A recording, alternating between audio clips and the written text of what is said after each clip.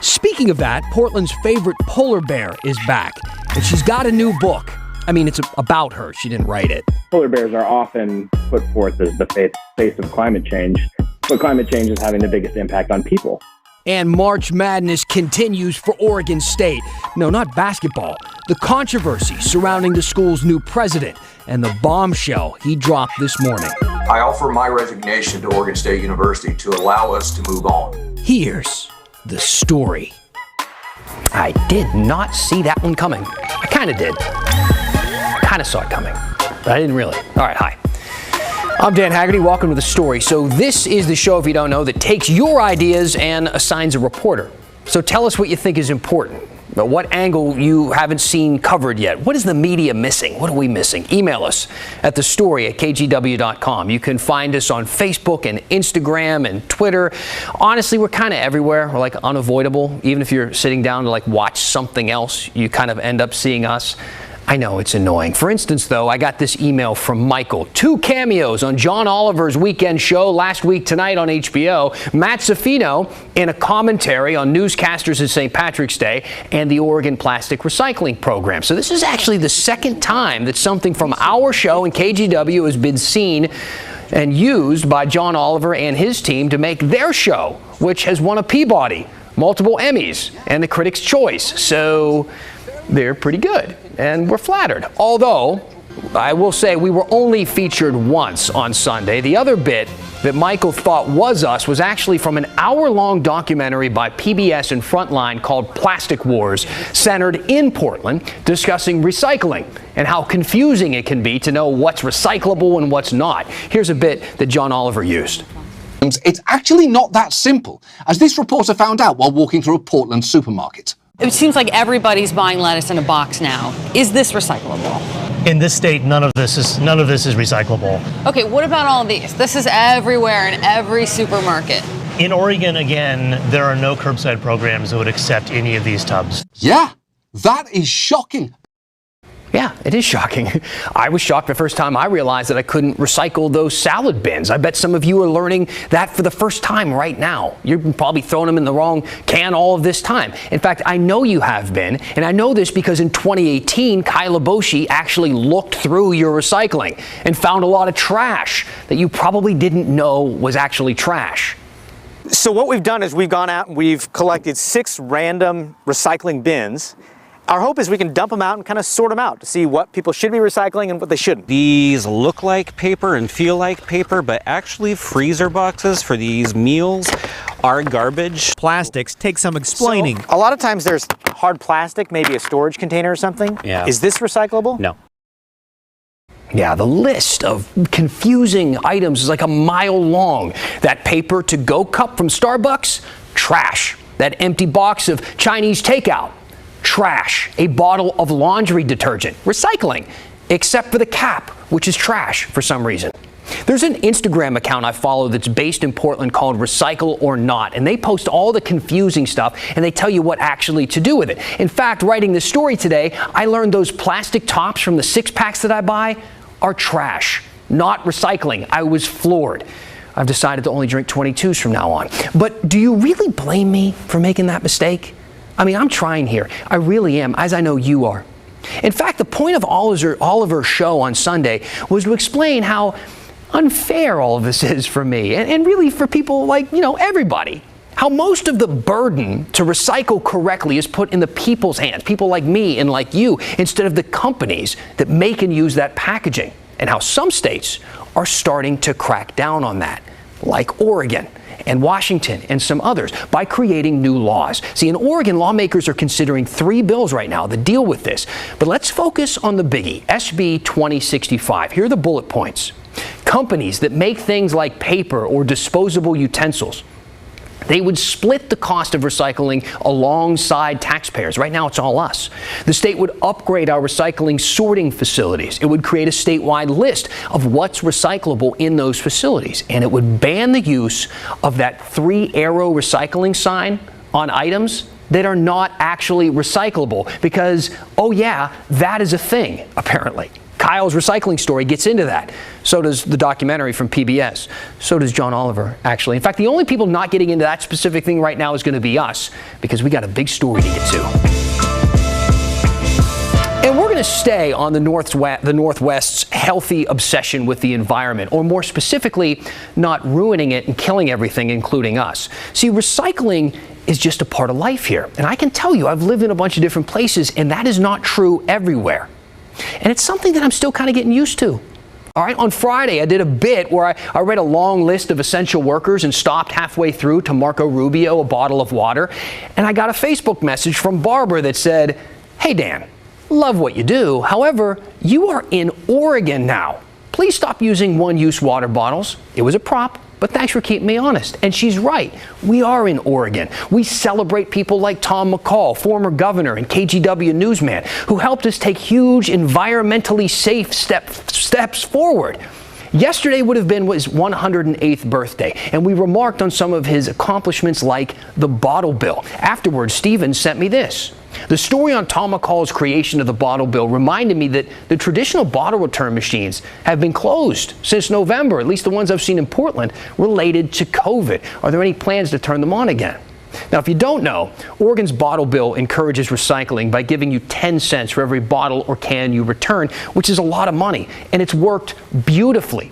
But when COVID started, the bottle drop locations at grocery stores closed, and a few state-run places that did stay open had lines like a mile long. But tonight, we have some encouraging news for Stephen and anyone else who is wondering when they can start chipping away at that mountain of cans in their garage that's starting to collect snow at its peak. See, last week, 5 more counties moved into either low or moderate risk status.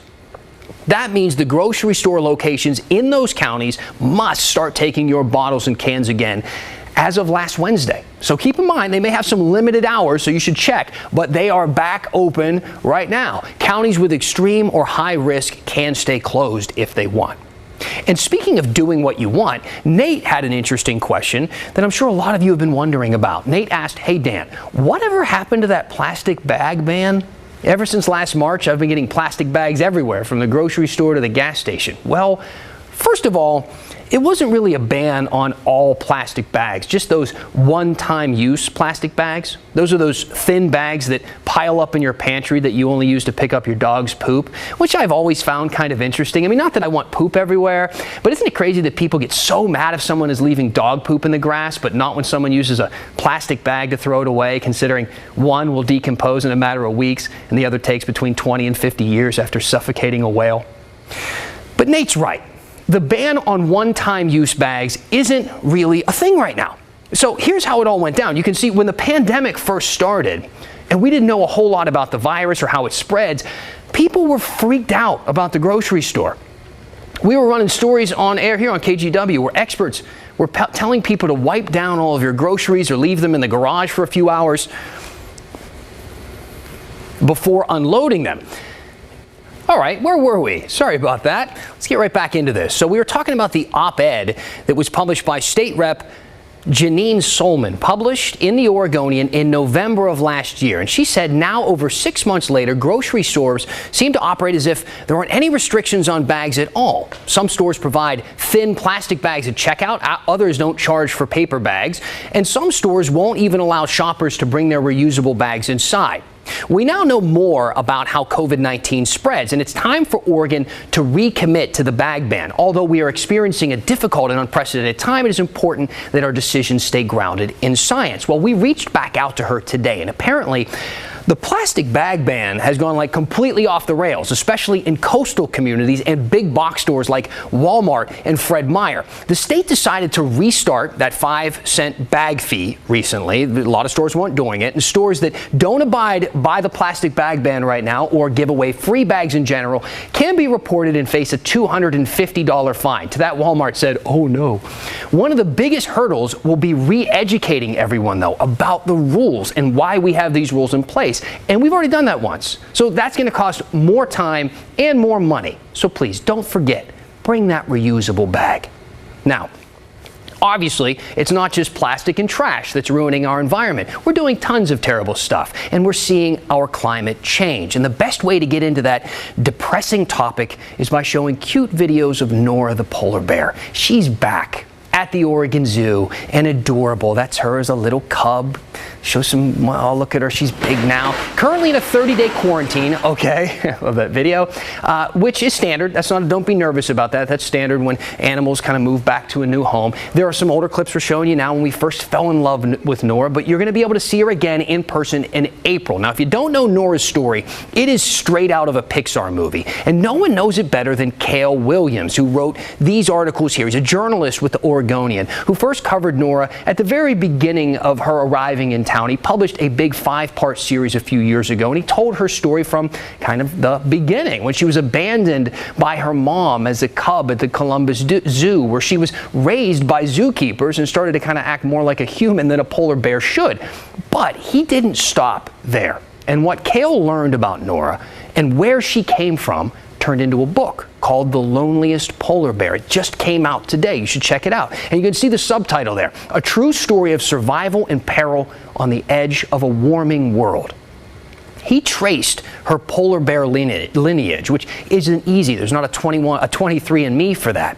And he learned that Nora's father was actually orphaned as well, but in the wild, by an Alaskan hunter 33 years ago, in a remarkable story.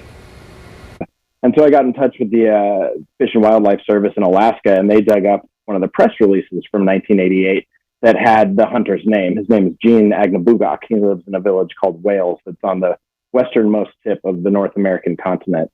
So I called the village, and they gave me his number, and I got in touch with him, and he told me about how he had been out hunting on a snowmobile in March of 1988 and had fallen through the roof of a polar bear den, landed on top of the mother bear, and then killed her before she could attack him. That's when he realized that there were 2 cubs in the den, and he ended up rescuing both of them, one of whom grew up to be Nora's father. That's remarkable. What was his reaction to hearing from you? Was he surprised that you had gotten in touch with him all these years later? A little bit. His story is a little bit of a legend in the village. It's a very small town. About 150 people live there. It's not on the road system, so the only way to get there is by snowmobile or boat or plane. And so, as you can imagine, in a small community like that, that kind of story tends to take on a life of its own. And so when I finally did go up there to meet them, I would see people and they'd be like, "What are you doing here?" And I'd be like, "I'm here to talk to Gene." They'd say, "Ah, for the polar bear story. Got it." So for reference, this is where Wales, Alaska is. They say it's a place so far west it's almost east. In fact, I think this is where Sarah Palin was standing when she saw Russia. And this is the perfect example of a place where climate change is having a huge impact right now on both animals and humans. Yes, humans are animals, but you get my point. The Arctic sea ice is melting, which means polar bears have to hunt on land where there's less food, and it's the same problem for the people who live there. A lot of them are Alaskan natives, and they rely on hunting to feed their families. Now, Nora doesn't have to deal with these problems now, right? She's in captivity. She gets all the food she wants, unlike a lot of her counterparts in the wild. But the Oregon Zoo knows that she's a great ambassador for these issues. She's cute, people love her, and a lot of people are going to show up to see her. So they're planning to use their new polar bear exhibit to teach people about climate change when it opens. It'll feature some stories about people who have made a difference reducing carbon emissions, and there's going to be this pedal power activity area to teach kids about generating energy and encouraging people to bike more instead of drive. Because while Nora's story may be fit for Disney, our story is not, which is one of the themes of Cale's book. What I was aiming to do was really demonstrate the connection between what's happening in the Arctic, both the polar bears and the people who live there, with what's happening, pretty much all over the world. I mean, it's not, you don't have to go far back on the calendar to see the effects of climate change, even right here in Oregon. I mean, the ice storms that we had that knocked out power to 500,000 people, obviously those were not directly caused by climate change, but those types of things are more likely to happen because of climate change. And when they do, they're more likely to affect the people who have the least means to defend themselves against them. I mean, your power goes out for 2 weeks, and if you're lucky enough to be able to afford to go to a hotel, you're probably going to be okay. If you can't, you're probably sitting in the dark and, hoping that somebody will lend you a generator. So for me, it was all about kind of demonstrating that connection where, what happens in the Arctic doesn't stay there. It's warming twice as fast as the rest of the planet. And when things like that ice storm come along, it really just hammers home that, as much as we'd like to think that that world is separate from ours, it's not. All of it is connected. Now, we've been hearing from a lot of you on this next story. Simply put, the president of Oregon State University is out, or at least he will be come April 1st. We're talking about F. King Alexander. He submitted his resignation to Oregon State's Board of Trustees over the weekend, and today they voted to accept it. This is all because of a recent scandal that emerged about how Alexander mishandled some allegations of sexual misconduct at his last job as the president at Louisiana State University. LSU's former football coach was among those accused. So were some top athletes. A law firm found the school didn't do enough to stop or investigate this. Alexander was president at LSU for years until he eventually got the job at Oregon State, which he has now lost. Now, I know a lot of you have a lot of questions about this, as do I. So I sat down with Maggie Vespa earlier to talk about them.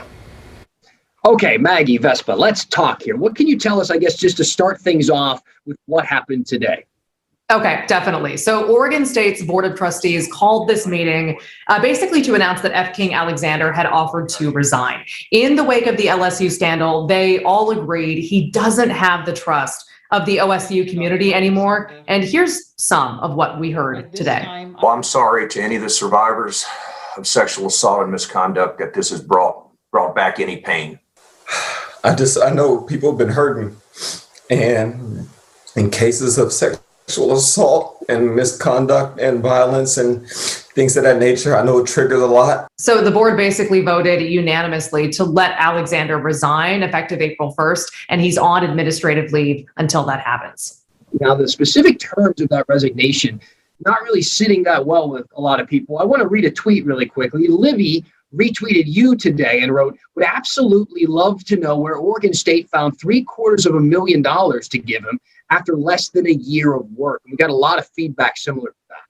Yeah, definitely. So OSU's board, as part of this resignation agreement, basically agreed to pay Alexander $670,000. That's a one-time lump sum, and it's basically a year's pay for him. He'll also get a year's worth of medical and dental benefits. And the board stressed that's all private money. It's not tuition. It's not tax dollars. But here's why one trustee noted accepting this offer, she says, is cheaper than it would have been to fire Alexander. Considering all the information that we received based on advice from legal counsel, that it would likely cost significantly more to pursue an action for cause based not only on the hearing process itself, but also any associated claims or legal fees associated with that pursuit. And that would be true even if we were to prevail in that outcome. So in other words, with this deal to resign, Alexander is basically giving up the right to sue Oregon State University. And trustees said even if he sued and lost, battling it out in court would very likely cost more than it's costing to just pay him this one-time lump sum. And they've also admitted multiple times, including today, that they screwed up in hiring him, and they've kind of resigned themselves to the idea that to get rid of him in any capacity, they're going to have to pay. So that's what's happening. Okay, and that kind of leads me to question number 2 here. And this is an email we got from Bob. And Bob said, hey, Dan, why are not the people involved in the somewhat secretive vetting and hiring process held accountable? Is there a backup candidate? Was anyone else considered for the position? So kind of 2 questions there, but what do we know about that? So we're definitely learning a lot about both points in that question. Number 1, OSU had paid a search firm called Whitkeefer $155,000 to find their new president, and they chose Alexander in 2019. That all happened years ago. I asked, and FYI, there's no refund policy basically on this search process. At this point, OSU moving forward is not sure how they're going to find their next president, but there is no talk of using Whitkeefer again. Now, as far as accountability with the school goes, OSU's Board of Trustees basically is the final stop. They approved that closed search. They approved Alexander being hired. And in case anybody's wondering, they are appointed by Oregon Governor Kate Brown. So she would be the one to hold them accountable if she so chooses. And we reached out to her office today just for her take on this, and we haven't heard back. Now, all that said, one voice who has really been calling this entire time for the board to be held accountable is Brenda Tracy. We know her really well. Back in the 90s, she famously accused multiple Oregon State football players of assaulting her, and she's been following this entire process. She's really vocal. So after today's meeting, I asked her to jump on Zoom and talk with me, and here's what she said. I feel pretty good. I'm glad that we have come to a decision to remove President Alexander. I wasn't too happy about the settlement. I think that money could have gone to resources for survivors. I was also pleased with some of the discussion at the end of the Board of Trustees meeting. There were some people who made themselves very vulnerable, and some apologies were made. I hope the survivors saw that the community really rallied to remove President Alexander and to say, like, that there are ongoing issues on the campus that we need to address. So I hope they don't feel alone. So Dan, moving forward, as OSU now searches for its next president, obviously Brenda Tracy will be watching, as will a lot of other people, and we will too. Maggie, thank you. Okay, keep sending in your questions, in your comments, some complaints. We'll talk about it all coming up next. I'm going to read some of them when we finish this story right after this. A lot of people writing me about recycling and how complicated it is, and how maybe some of the stuff that you can't put in the bin that the people come from the city that you live in come and take away. Maybe there are some specialized companies that can actually recycle certain items. Sheris writing in and saying a 6-pack and 4-pack of those can holders that I found out today actually are trash and not recyclable. They can be recycled by certain places. She takes hers to New Seasons, so maybe I'll start doing that as well. A lot of people are wondering why I went to commercial breaks so abruptly during the show. I guess, I asked you guys to write in with all your questions. It'd be weird if I didn't answer that one. I started getting a little lightheaded during the read. I was doing a lot of reading, and suddenly I started to feel a little lightheaded, and then that was the only thing I could think about. And then I started thinking to myself, I'm not going on YouTube like this. I'm not going to be on camera. I said, I'll just take a little break. So I took a break, I had some water, and I feel better now. So, I think I'm all right. Anyhow, that's the story for tonight. I'm gonna go get some rest. I'll see you back here tomorrow.